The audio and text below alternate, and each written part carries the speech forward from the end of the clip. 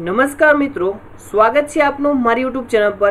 આજે આપણે જોવાનું છે વિવેકાનંદ એકેડેમી ગાંધીનગર દ્વારા જે ડેઇલી કરંટ અફેર બહાર પાડવામાં આવે છે તે કરંટ અફેર પર આપણે આજે નજર મારવાની છે। તો 25 જૂન 2018ના રોજ જે ઘટના બની તેના પર આપણે વિસ્તૃતમાં આપણે જોવાનું છે। તો મિત્રો, આ કરંટ અફેર તમને 1 થી 2 દિવસ લેટ લાગશે, પણ આ કરંટ અફેરમાં જોશો તો તમને કયા બધા વિશ્વનું તેમજ આપણા ભારતના બી કોઈ બી રાજ્યમાં કોઈ બી ઘટના બની હશે તો નાની નાની ઘટના કે જે આપણી માટે આવનારી એક્ઝામ માટે આઈએમપી છે તે બી આમાં આવરી લેવામાં આવી છે। તો એક ખૂબ જ સરસ એવું કરંટ અફેર છે। તો મિત્રો, તમે જો મારી ચેનલ પર નવા હો અને ચેનલ સબસ્ક્રાઇબ કરવાની બાકી હોય તો ચેનલ સબસ્ક્રાઇબ કરી બાજુમાં આપેલ બેલ આઇકન પ્રેસ કરજો, જેથી કરીને મારા બધા વિડીયોની અપડેટ્સ તમારા ફોન પર મળતી રહેશે। અને મિત્રો, વિડીયો પસંદ આવે તો વિડીયોના અંતમાં લાઇક જરૂર કરજો। અને તમે જો મારા વોટ્સએપ ગ્રુપમાં એડ થવા માંગતા હો તો નીચે ડિસ્ક્રિપ્શનમાં મેં મારો નંબર આપેલો છે, ત્યાં તમે કયા ડિસ્ટ્રિક્ટથી છો અને તમારું શું નામ છે તે લખીને મોકલી આપો, જેથી કરીને હું તમને ગ્રુપમાં એડ કરી દઈશ। અને જ્યારે બી આ કરંટ અફેર છે તેમજ ગુજરાતી સાહિત્યની શોર્ટકટ ટ્રીક તેમજ અવનવો સિલેબસ અને કોઈ બી એવું કંઈ નવું મટીરિયલ હશે તે તમને ગ્રુપમાં મળી રહેશે। તો હવે આપણે સ્ટાર્ટ કરીશું। તો હાલમાં નરેન્દ્ર મોદી દ્વારા આપણા વડાપ્રધાન નરેન્દ્ર મોદી દ્વારા મન કી બાત કરવામાં આવી હતી। તો આ મન કી બાત કેટલામી હતી? તો અહીં આપણો પહેલો પ્રશ્ન બને છે 45મી મન કી બાત કરવામાં આવી હતી। તો મિત્રો, અહીં જે પ્રશ્નો કરતા જાઓ તે તમે સાથે સાથે તમારી બુકમાં નોટ કરતા જજો। હાલમાં 45મી મન કી બાત કરવામાં આવી અને આ મન કી બાત જે છે તે ક્યારે કરવામાં આવે છે? તો દર મહિનાના છેલ્લા રવિવારે એટલે હાલમાં જે આપણે રવિવાર ગયો ત્યારે વડાપ્રધાન મોદીએ 45મી મન કી બાત કરી હતી। અને આની શરૂઆત ક્યારે થઈ? તો મિત્રો યાદ રાખજો, શરૂઆત જે છે તે 3 ઓક્ટોબર 2014ના રોજ થઈ હતી। શરૂઆત ક્યારે થઈ? તો 3 ઓક્ટોબર 2014ના રોજ થઈ હતી। અને આનું પ્રસારણ ક્યાં કરવામાં આવે છે? તો તેનું પ્રસારણ જે છે તે ઓલ ઇન્ડિયા રેડિયો પર અને દૂરદર્શન પર કરવામાં આવે છે। તો ક્યારેક આવો બી ક્વેશ્ચન પૂછાઈ જાય કે મન કી બાતનું પ્રસારણ જે છે તે ક્યાં ક્યાં કરવામાં આવે છે? તો ઓલ ઇન્ડિયા રેડિયો અને દૂરદર્શન પર તે પ્રસારિત કરવામાં આવે છે। હવે તેમાં તેને કયા કયા અંશો વિશે વાત કરી તે આપણે જોવાનું છે। તો તેમાં મોદીએ આપણા ક્રિકેટના ખેલાડીઓના વખાણ કર્યા, કેમ કે અફઘાનિસ્તાન જે ટીમ જે છે તે હારી ગઈ હોવા છતાં તેમની સાથે જે એને આપણે જે કપ મળ્યો તે કપ લઈને તેની સાથે જે ફોટા પડાવ્યા તેને લીધે મોદીએ ભારતીય ક્રિકેટ ટીમના વખાણ કર્યા હતા। તેવી જ રીતના તેને મુખર્જી અને હાલમાં આપણે 21 જૂનના રોજ યોગ ગયો હતો, તો યોગ વિશે અને જુલાઈ મહિનામાં 1 જુલાઈએ ડૉક્ટર ડે આવે છે, તો નેશનલ ડૉક્ટર ડે આવે છે, જેથી કરીને ડૉક્ટરો વિશે તેને વાત કરી હતી અને પ્રકાશ પર્વ પર મનની વાત કરી હતી। તો યાદ રાખજો મિત્રો, મોદીએ ક્રિકેટ, મુખર્જી, યોગ, ડૉક્ટરો અને પ્રકાશ પર્વ પરની મનની વાત કરી હતી। તો મિત્રો, ત્યાર પછીનો હવે most IMP question, 2019માં Guru Nanak દેવનો 550મું પ્રકાશ પર્વ ઉજવાશે। 2019માં ગુરુ નાનક દેવનો કેટલામું? તો 550મું પ્રકાશ પર્વ ઉજવાશે। તો મિત્રો, મોસ્ટ આઈએમપી ક્વેશ્ચન છે, આવનારી હાલમાં તમારે કોઈ બી એક્ઝામ હોય તો અહીં જે સાથે આ જે મોસ્ટ આઈએમપી પ્રશ્નો છે તે નોટ કરતા જાજો। ત્યાર પછી છે જુલાઈ, એટલે કે અહીં જે 1 જુલાઈ જે છે તે ડૉક્ટર ડે તરીકે મનાવવામાં આવે છે। તો આવનારી કોઈ બી એક્ઝામમાં ક્વેશ્ચન આવી શકે છે, કરંટનો છે, તો 1 જુલાઈ જે નેશનલ ડૉક્ટર ડે તરીકે ઉજવવામાં આવે છે। આ પ્રસંગે પીએમએ દેશના ડૉક્ટરોને અભિનંદન પાઠવ્યા હતા। તો દેશના ડૉક્ટરોને અભિનંદન પાઠવ્યા હતા। ત્યાર પછીની બીજી એક ઘટના એણે યાદ કરી હતી કે બેંગ્લોરમાં કોર્પોરેટર તેમજ આઈટી એન્જિનિયર્સે ખેડૂતોની આવક બમણી કરવા એક સમૃદ્ધિ ટ્રસ્ટ બનાવ્યું। તો કયું ટ્રસ્ટ બનાવ્યું? તો સમૃદ્ધિ ટ્રસ્ટ બનાવ્યું છે। આ લોકો ખેડૂતો સાથે જોડાતા ગયા અને વધારે ને વધારે યોજનાઓ બનાવતા ગયા, જેથી ખેડૂતોની આવક જે છે તે બમણી કરવા સફળ પ્રયાસ કરી રહ્યા છે। તો બેંગ્લોરની એક સરસ મજાની વાત કરી હતી અને સાથે વાત કરી હતી કે અનેક ગામોમાં પૃથ્વીઓ કોમન સર્વિસ સેન્ટરના માધ્યમથી વૃદ્ધોની પેન્શનની લઈને પાસપોર્ટ બનાવી રહી છે। તો અહીં જે સર્વિસ સેન્ટર જે છે તેની મદદથી વૃદ્ધને જે પેન્શન મળવાની છે, પેન્શનથી લઈને પાસપોર્ટની કાર્યવાહી જે છે તે ત્યાં કરી રહી છે। પછી એક છત્તીસગઢની વાત કરી છે, તો છત્તીસગઢની એક બહેન સીતાફળ એકત્ર કરીને તેની આઈસ્ક્રીમ બનાવીને વ્યવસાય કરે છે। તો છત્તીસગઢની એક બેન છે જે સીતાફળ બધા ભેગા કરે છે અને એકત્ર કરીને તેની આઈસ્ક્રીમ બનાવીને વ્યવસાય કરે છે. તો તેને બી આપણા મન કી બાતમાં તેને યાદ કરવામાં આવ્યા હતા. ત્યાર પછીનો છે છેલ્લો પોઈન્ટ, ઝારખંડમાં અંજન પ્રકાશની જેમ દેશના લાખો યુવાનો ગામોમાં જઈને સસ્તી દવાઓ પૂરી પાડી રહ્યા છે. તો અહીં આપણને ક્વેશ્ચન કેવો પૂછાય, તો આપણને રાજ્યનું નામ પૂછાય. તો કયા રાજ્યમાં અંજન પ્રકાશની જેમ દેશના લાખો યુવાનો ગામોમાં જઈને સસ્તી દવાઓ પૂરી પાડી રહ્યા છે? તો અહીં આપણો આન્સર આવશે ઝારખંડ, કે જેનું કેપિટલ જે છે તે છે રાંચી. યાદ રાખજો મિત્રો, ઝારખંડનું કેપિટલ કયું છે? રાંચી છે. ત્યાર પછીનો બીજી ઘટના છે, દેશનો પ્રથમ અને વિશ્વનો બીજો યુવાન એવો જ્ઞાન માસ્ટર કોણ બન્યો? તો તે જ્ઞાન માસ્ટર છે પ્રજ્ઞાનંદ. પ્રજ્ઞાનંદ જે દેશનો પ્રથમ એટલે કે ભારત દેશનો પ્રથમ અને વિશ્વનો બીજા યુવાન ગ્રાન્ડ માસ્ટર બન્યો છે. તો હવે જોઈશું આપણે તેની વિશે. તો ભારતનો પ્રજ્ઞાનંદ દેશનો પ્રથમ અને વિશ્વનો બીજો સૌથી યુવા ગ્રાન્ડ માસ્ટર બન્યો છે. તો કયા વર્ષની ઉંમરે? તો 12 વર્ષની ઉંમરે મિત્રો. યાદ રાખજો મિત્રો, પ્રજ્ઞાનંદની ઉંમર કેટલી છે? તો 12 વર્ષ છે, જે તેણે ઇટલીમાં ચાલી રહી. તો ઇટાલીની રાજધાની કઈ છે? તો રોમ આવશે. યાદ રાખજો મિત્રો, ઇટાલીની રાજધાની કઈ? તો રોમ આવશે. ઇટલીમાં ચાલી રહેલી ગ્રેન્ડાઇન ઓપનની ફાઇનલમાં પહોંચીને આ સિદ્ધિ પ્રાપ્ત કરી છે. તો તે હાલમાં ફાઇનલમાં પહોંચી ગયો છે. તો આ જે છે સિદ્ધિ કોને હરાવીને મેળવી છે? તો યાદ રાખજો, પૂજસર્સ રોલેન્ડને હરાવીને આ સિદ્ધિ મેળવે છે. પ્રજ્ઞાનંદે જ્ઞાન માસ્ટર પૂજસર્સ રોલેન્ડ સાથે આ સિદ્ધિ મેળવી છે. પછી છે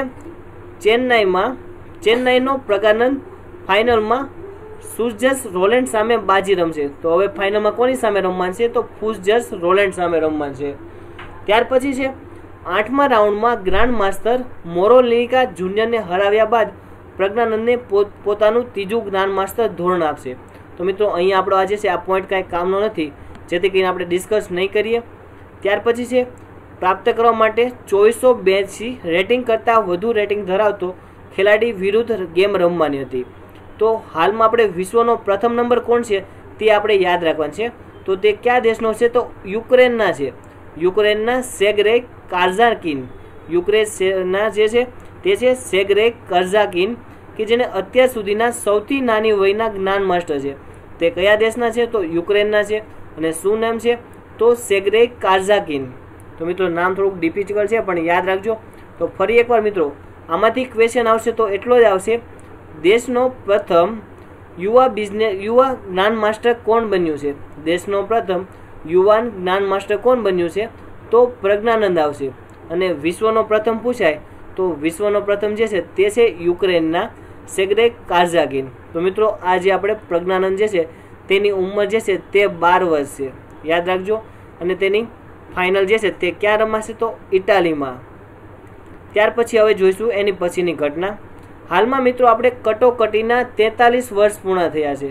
કટોકટીના કેટલા વર્ષ પૂર્ણ થયા છે? તો 43 વર્ષ પૂર્ણ થઈ ગયા છે. તો મિત્રો અહીં આપણે આ આંકડો એક યાદ રાખજો કટોકટી વિશે. હાલમાં આપણે જે જમ્મુ કાશ્મીર રાજ્ય છે તેમાં રાષ્ટ્રપતિ હેઠળ જમ્મુ કાશ્મીર રાજ્યમાં રાજ્યપાલનું શાસન લાગેલ છે. જેથી કરીને આ પ્રશ્નો જે છે ઘણીવાર એક્ઝામમાં પૂછાશે. તો 25 જૂન 1975ના દિવસે ઇન્દિરા ગાંધી સરકારની સલાહના આધારે રાષ્ટ્રપતિ ફખરુદ્દીન અલી અહમદે દેશમાં કટોકટી લાદી હતી. તો જ્યારે કટોકટી લાદવામાં આવી ત્યારે રાષ્ટ્રપતિ કોણ હતા? તો ફખરુદ્દીન અલી અહમદ હતા. યાદ રાખજો મિત્રો, ત્યારે રાષ્ટ્રપતિ કોણ હતા? તો ફખરુદ્દીન અલી અહમદ હતા. અને કોની સલાહથી? તો ઇન્દિરા ગાંધીની સરકાર હતી તેની સલાહથી કટોકટી લાદવામાં આવી હતી. અને જે બધા અધિકારીઓ હતા તે બધાને સસ્પેન્ડ કરી દેવામાં આવ્યા હતા. અને કઈ ધારા? તો સંવિધાનની ધારા 352 અંતર્ગત કટોકટી કાળની ઘોષણા કરી હતી. તો યાદ રાખીશું કઈ સંવર્ધન ધારા? તો 352 અંતર્ગત કટોકટીની કાળની ઘોષણા કરી હતી, જે ભારત દેશના ઇતિહાસમાં આ સમયને સૌથી વધારે વિવાદાસ્પદ સમય માનવામાં આવે છે. ત્યાર પછી જોઈશું અખબારો અને સમાચાર પત્રના તમામ માધ્યમો પર સેન્સરશિપ લાગુ થઈ હતી. તો તેના પર શું લાગુ થઈ હતી? તો સેન્સરશિપ લાગુ થઈ હતી. અને આજે જે ઘટના, તો તેમાં વિપક્ષી નેતાઓ જે હતા અટલ બિહારી વાજપેયી, જયપ્રકાશ નારાયણ, જ્યોર્જ જેબી કૃપલાણી, ચરણસિંહ, આ બધા લોકોની ધરપકડ થઈ ગઈ હતી. અને જે કટોકટી જે છે તે છેલ્લે પૂરી ક્યારે થઈ? તો કટોકટી પૂરી આપણે યાદ રાખવાની છે 21 માર્ચ 1977 રોજ આ કટોકટી પૂરી થઈ હતી. તો કટોકટી પૂરી ક્યારે થઈ અને કટોકટી ક્યારે લાદવામાં આવી હતી તે મિત્રો આપણે યાદ રાખવાનું છે. અને સાથે સાથે તે સમયે રાષ્ટ્રપતિ કોણ હતા અને ત્યારે આપણે પીએમ કોણ હતા, આટલી વસ્તુ આપણે યાદ રાખવાની છે. તો જોઈશું આપણે ફરી એકવાર કટોકટીના કેટલા વર્ષ પૂરા થયા છે. 43 વર્ષ પૂરા થયા છે. તો ક્યારે લાદવામાં આવી? તો 25 જૂન 1975 રોજ લાદવામાં આવી હતી. અને ઇન્દિરા ગાંધીની સરકાર હતી, એટલે કે પ્રાઇમ મિનિસ્ટર ઇન્દિરા ગાંધી હતા. અને રાષ્ટ્રપતિ કોણ હતા? તો ફખરુદ્દીન અલી અહમદ જે છે તેણે કટોકટી લાદી હતી. અને તેની માટે સંવિધાન ધારા કઈ આવે છે? તો 352 આવે છે. તે યાદ રાખીશું. અને લાસ્ટમાં એટલું યાદ રાખવાનું છે કે કટોકટી પૂરી ક્યારે થઈ? તો કટોકટી પૂરી જે છે તે 21 માર્ચ 1977 રોજ પૂરી થઈ હતી. તો મિત્રો તે સમયનો અહીં ફોટો આપેલો છે. તો અહીં ફોટો છે સુબ્રમણ્યમ સ્વામીનો છે. આ તે સમયનો ફોટો છે 1975-77 અને આ જે બાજુમાં ફોટો જે છે તે આપણે સાહેબ શ્રી નરેન્દ્ર મોદીનો છે. અને નરેન્દ્ર મોદીનો છે. તો અહીં લખેલ છે rare photo of doctor Subramanian Swamy and Narendra Modi during a emergency. તો તમે ફોટો જોઈ શકો છો. ત્યાર પછીનો છે હવે ઉલાન બાતર કપમાં ભારતે 1 ગોલ્ડ સહિત 9 મેડલ જીતા. તો મિત્રો જ્યારે બી ભારત ગોલ્ડ મેડલ જીતે તે કોણે જીતો છે તે આપણે ખાસ યાદ રાખવું જરૂરી બની જાય છે.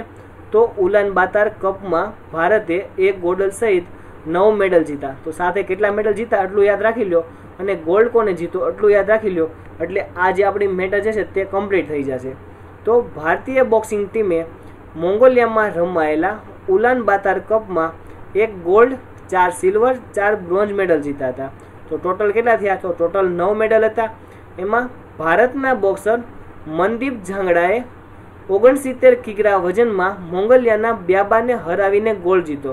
તો ભારતના બોક્સર કોણ હતા? તો આ નામ યાદ રાખી લેજો મિત્રો, મનદીપ ઝાંગડાએ જે છે તેને ભારતીય બોક્સર જે છે તેને ગોલ્ડ મેડલ જીતાયો છે. તો કોની સામે? તો મોંગોલિયાના બ્યાબાને હરાવીને ગોલ્ડ મેડલ જીત્યો હતો. તો એક આ નામ યાદ રાખી લો. ઉલાન બાતર કપમાં ભારતના બોક્સર મનદીપ ઝાંગડાએ ગોલ્ડ મેડલ જીત્યો હતો. ત્યાર પછીના જે મિત્રો જે છે તે આપણે યાદ રાખવા આપણે જરૂરી નથી, તો તે આપણે નહીં જોઈએ. પણ આ મેટરમાં ફરી એકવાર તમે જોઈ લો. તો ઉલાન બાતર કપ રમાણો તેમાં ભારતે ટોટલ 9 મેડલ જીતા. અને 9 મેડલમાં ભારતના બોક્સર મનદીપ ઝાંગડાએ 69 કિલોગ્રામ વર્ગમાં મોંગોલિયાના બ્યાબાને હરાવીને 1 ગોલ્ડ મેડલ જીત્યો. તો અહીં આપણું કામ કમ્પ્લીટ થઈ જાય છે. ત્યાર પછીની હવે આપણે ઘટના જોઈશું. તો સાઉદી અરેબિયાનો એક ઐતિહાસિક નિર્ણય લેવામાં આવ્યો છે. સાઉદી અરેબિયાના જે પ્રિન્સ જે છે તેને એક ઐતિહાસિક નિર્ણય લીધો છે કે અત્યાર સુધીમાં મહિલાઓને ડ્રાઇવિંગ કરવા માટેની પરવાનગી ન હતી, તો તેની પરવાનગી આપી છે. તો સાઉદી અરેબિયા સરકારે મહિલાઓને ડ્રાઇવિંગ કરવા માટેની પરવાનગી આપી દીધી છે. અત્યાર સુધી સાઉદી મહિલાઓ જાતે ડ્રાઇવ કરી શકતી ન હતી. તો સાઉદીના રાજા કોણ છે મિત્રો તે આપણે યાદ રાખવું ઇમ્પોર્ટન્ટ બની જાય છે. તો યાદ રાખજો સાઉદીના રાજા કોણ છે? તો પ્રિન્સ મોહમ્મદ બિન સલમાને સાઉદીની મહિલા પરનો ઇસ્લામિક કાયદા અંતર્ગતનો આ પ્રતિબંધ હટાવ્યો. સાઉદીના રાજા કોણ? તો પ્રિન્સ મોહમ્મદ બિન સલમાને આ પ્રતિબંધ હટાવ્યો છે. અને આ મહત્વપૂર્ણ નિર્ણય જે છે તે પ્રિન્સ મોહમ્મદ બિન સલમાન જે છે તેના વિઝન 2030નો એક ભાગ હતો. તેને એક વિઝન જોયું હતું 2030નું, તેનો એક આ ભાગ છે. તો મિત્રો અહીં આપણે આટલું યાદ રાખવાનું છે. કયા દેશ દ્વારા ઐતિહાસિક એવો નિર્ણય લેવામાં આવ્યો કે મહિલાઓને ડ્રાઇવિંગ કરવાની પરવાનગી આપવામાં આવી? તો કયા દેશ દ્વારા? તો સાઉદી અરબ દ્વારા. તો તેની રાજધાની કઈ છે? તો તેની રાજધાની યાદ રાખજો મિત્રો, રિયાદ છે. સાઉદી અરેબિયાની રાજધાની કઈ છે? તો સાઉદી અરબની રાજધાની જે છે તે રિયાદ છે. અને તેના પ્રિન્સ કોણ છે? તો તેના પ્રિન્સ છે મોહમ્મદ બિન સલમાન. તો અહીંયા આપણા 4 પ્રશ્નો બની જાય છે. કયો દેશ? તો સાઉદી અરબ. તેની રાજધાની કઈ? તો રિયાદ. ત્યારબાદ થર્ડ ક્વેશ્ચન, તેના રાજા કોણ? તો પ્રિન્સ મોહમ્મદ બિન સલમાન. અને શેનો કાયદો અને ઐતિહાસિક નિર્ણય લીધો? તો તેની જે મહિલાઓ જે છે સાઉદી અરબની તે મહિલાઓને ડ્રાઇવિંગ કરવાની પરવાનગી આપવામાં આવી છે. તો અહીં આપણે આ મેટર જે છે તે પૂરી થઈ ગઈ છે. ત્યાર પછીનો હોય છે વડાપ્રધાન મોદીએ ગ્રીન લાઇન મેટ્રોની સેવાનું ઉદ્ઘાટન કર્યું. વડાપ્રધાન નરેન્દ્ર મોદીએ 24 જૂનના રોજ વિડીયો કોન્ફરન્સના માધ્યમથી ગ્રીન લાઇન મેટ્રો સેવાનું ઉદ્ઘાટન કર્યું હતું. તો કઈ જગ્યાએ? તો 11.2 કિલોમીટરના મુંડકા બહાદુરગઢ ગ્રીન લાઇન સેક્શનમાં મુંડકાથી ગેટવે ઓફ હરિયાણા ગણાતા બહાદુરગઢ સુધી મેટ્રો સેવા 24 જૂનના રોજ શરૂ થઈ હતી. તો મિત્રો અહીં આપણે યાદ રાખવાનું છે કયા બે સ્ટેશન વચ્ચે, તો મુંડકા અને બહાદુરગઢ કે જેઓ મુંડકાથી ગેટવે ઓફ હરિયાણા ગણાતા બહાદુરગઢ સુધી મેટ્રો સેવા 24 જૂનના રોજ શરૂ થઈ હતી. તો મિત્રો આ કેટલા કિલોમીટરની હતી, તો 11.2 કિલોમીટરની. તો ફરી એકવાર વડાપ્રધાન મોદીએ ગ્રીન લાઇન મેટ્રોની સેવાનું ઉદ્ઘાટન કર્યું. તો તે કઈ જગ્યાએ, તો તે 11.2 કિલોમીટર છે. અને કયા બે સ્ટેશન વચ્ચે, તો મુંડકા અને બહાદુરગઢ ગ્રીન લાઇન સેક્શનમાં મુંડકાથી ગેટવે ઓફ હરિયાણા ગણાતા બહાદુરગઢ સુધી આ મેટ્રો છે તે શરૂ કરવામાં આવી. તો મિત્રો અહીં જે છે આટલું તો આપણું ઇમ્પોર્ટન્ટ છે. તો મુંડકાથી બહાદુરગઢ આટલું યાદ રાખો, અને સાથે કેટલા કિલોમીટર, તો 11.2 કિલોમીટર આટલું યાદ રાખી લો. ત્યાર પછી જોઈશું આતંકવાદ વિરોધ પર ભારત ઓસ્ટ્રેલિયાની 10મી બેઠક થઈ છે. આતંકવાદ આપણે હાલમાં બહુ જ વધી ગયો છે. તો મિત્રો એના વિરોધ પર ભારત ઓસ્ટ્રેલિયાની 10મી બેઠક બની છે. તો ક્યાં ખાતે, તો તાજેતરમાં નવી દિલ્હી ખાતે. યાદ રાખજો મિત્રો, કઈ જગ્યાએ, નવી દિલ્હી ખાતે ભારત અને ઓસ્ટ્રેલિયા આતંકવાદ પર સંયુક્ત કાર્યવાહી માટે 10મી બેઠક મળી છે. તો કેટલામી બેઠક મળી છે, તો 10મી બેઠક મળી છે. અને કઈ જગ્યાએ, તો નવી દિલ્હી ખાતે. અને તેનું નેતૃત્વ કોણે કર્યું છે, તો શ્રી મહાવીર સંઘ સિંઘવીએ કર્યું હતું. શ્રી મહાવીર સંઘ સિંઘવીએ કર્યું હતું કે તેઓ આતંકવાદ વિરોધના સંયુક્ત સચિવ છે. તેઓ કોણ છે, આતંકવાદ વિરોધના સંયુક્ત સચિવ છે. તો મિત્રો ને ઓસ્ટ્રેલિયા તરફથી કોણે નેતૃત્વ કર્યું, તો શ્રી પોલ ફોલે તેનું નેતૃત્વ કર્યું હતું.